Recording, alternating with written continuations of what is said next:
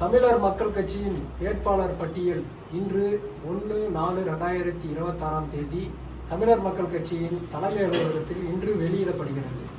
தமிழர் மக்கள் கட்சியின் வேட்பாளர்கள் என்று பார்த்தால் தமிழகத்தில் உள்ள சட்டமன்ற தேர்தலில் 25 சட்டமன்ற தொகுதிகளில் இன்று வேட்பாளர் அறிமுக கூட்டம் இன்று நடைபெற்றுக் கொண்டிருக்கிறது. அதில் தமிழர் மக்கள் கட்சியின் தலைமை அலுவலகம் உள்ள பாலக்கோடு சட்டமன்ற தொகுதியில் தமிழர் மக்கள் கட்சியின் மாநில நிர்வாகி பழனியம்மாள் அவர்களையும், அதே போன்று பெண்ணாகரம் சட்டமன்ற தொகுதியில் வழக்கறிஞர் கண்ணன் அவர்களையும், தருமபுரி சட்டமன்ற தொகுதியில் தமிழர் மக்கள் கட்சியின் மாநில நிர்வாகி சிவகாமி கோவிந்தராஜ் அவர்களையும், பாப்பிரெட்டிப்பட்டி சட்டமன்ற தொகுதியில்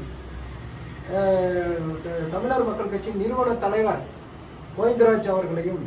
அரூர் சட்டமன்ற தொகுதியில் குப்ராஜ் அவர்களையும், கிருஷ்ணகிரி சட்டமன்ற தொகுதியில் தசரதன் அவர்களையும், ஊத்தங்கரை சட்டமன்ற தொகுதியில் குமரன் அவர்களையும், பர்கூர் சட்டமன்ற தொகுதியில் ரமேஷ் அவர்களையும், வேப்பனப்பள்ளி சட்டமன்ற தொகுதியில் சந்தோஷ் அவர்களையும், ஒசூர் சட்டமன்ற தொகுதியில் பாபா பஷீர் அவர்களையும், ஆத்தூர் சட்டமன்ற தொகுதியில் சங்கர் அவர்களையும், எடப்பாடி சட்டமன்ற தொகுதியில் கோவிந்தராஜ் அவர்களையும், ஏற்காடு சட்டமன்ற தொகுதியில் வள்ளி அவர்களையும்,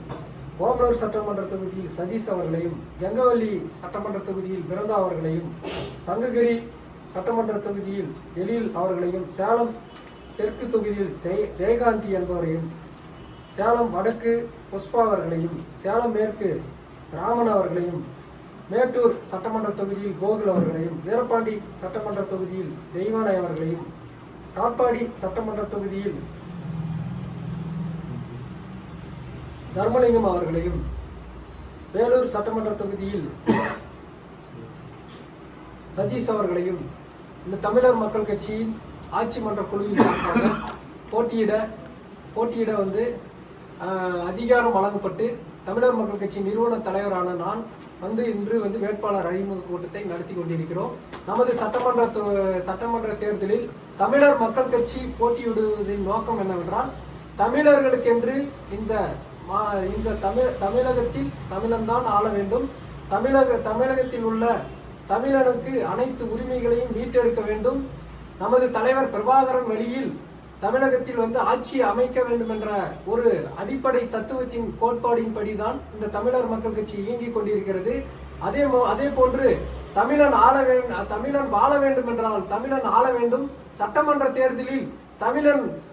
கை ஓங்க வேண்டும், நமது முப்படை நடத்தி தனி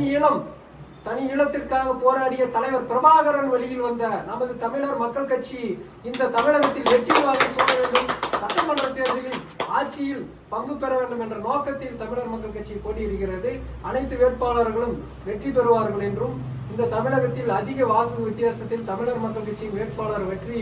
பெறுவார்கள் என்று நான் இந்த தமிழர் மக்கள் கட்சியின் வேட்பாளர் பட்டியலை வெளியிடுகிறேன். நன்றி, வணக்கம்.